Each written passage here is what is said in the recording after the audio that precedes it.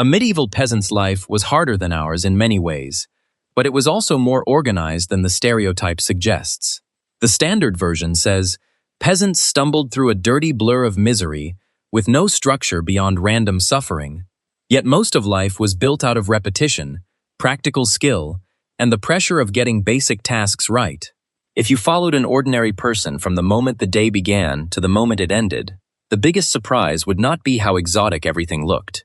It would be how structured life already was, even without the tools we now treat as basic. So instead of chasing the dramatic version of the era, let us track the ordinary routine from the first task of the morning to the last tired hour at night. The first minutes of the day already carried work inside them. Morning came early because animals, fire, and food would not wait. A peasant household had to get moving before the best light was gone, with bread, ale, leftovers, or pottage doing the work of a fast first meal. Medieval poverty was real, but even poor households had routines, because without them the whole day would begin by falling apart. Those first tasks often decided how much room the household would have later. That opening stretch was not background noise. It shaped everything that came after it. If you slow the scene down, the routine becomes easier to read. Most people were not performing for history. They were trying to keep ordinary life from slipping out of control. Moments like this also carried quiet decision-making. People were constantly judging effort, risk, timing, and whether the household could absorb one more problem.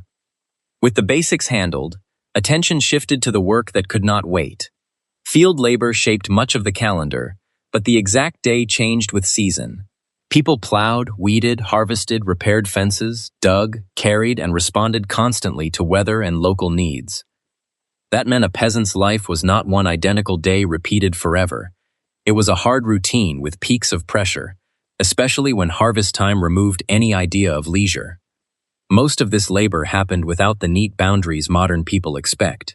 Nobody had the luxury of pretending those chores were minor because the whole household rested on them. Moments like this also carried quiet decision-making. People were constantly judging effort, risk, timing, and whether the household could absorb one more problem. This is exactly where the era comes back to human scale. The famous headlines stayed far away, while regular bodies handled the actual burden of the day. This is where the lived reality becomes more interesting than the myth. Food was modest and repetitive for most households. Pottage, bread, onions, cabbage, ale, and occasional bits of fat or meat made up the real menu far more often than feast imagery. Hunger might not mean total starvation every day, but it lived close enough that crop failure, bad weather, or rent demands could turn meals from thin to frighteningly uncertain. Skill mattered here just as much as physical effort. That is why these routines deserve more respect than the stereotype usually gives them. This is exactly where the era comes back to human scale. The famous headlines stayed far away, while regular bodies handled the actual burden of the day. What looks small from a distance often decided whether the rest of the day felt manageable. That is why ordinary routines deserve more attention than the stereotype usually gives them. By the middle of the day, the body was already paying for the routine. The body carried the cost of the routine. Rough wool, mud, smoke, cold, sore hands, and constant bending shaped how a peasant felt by midday. When modern people picture medieval life, they are often right to imagine discomfort. They are just wrong to think discomfort meant people had no system. The system existed precisely because discomfort was normal. Daily life was felt through skin, posture, smell, hunger, and sore hands. This is where a modern viewer can feel the distance most sharply. What looks small from a distance often decided whether the rest of the day felt manageable. That is why ordinary routines deserve more attention than the stereotype usually gives them. Seen up close, mud and wool was not just a visual detail. It shaped mood, behavior, and the amount of strain people had to absorb before the day was done. But labor never existed by itself. Status, family, and reputation were woven into it. Peasant life also sat under obligation. Lords, rents, labor dues, church bells, feast days, and village expectations all touched the day whether a person liked it or not.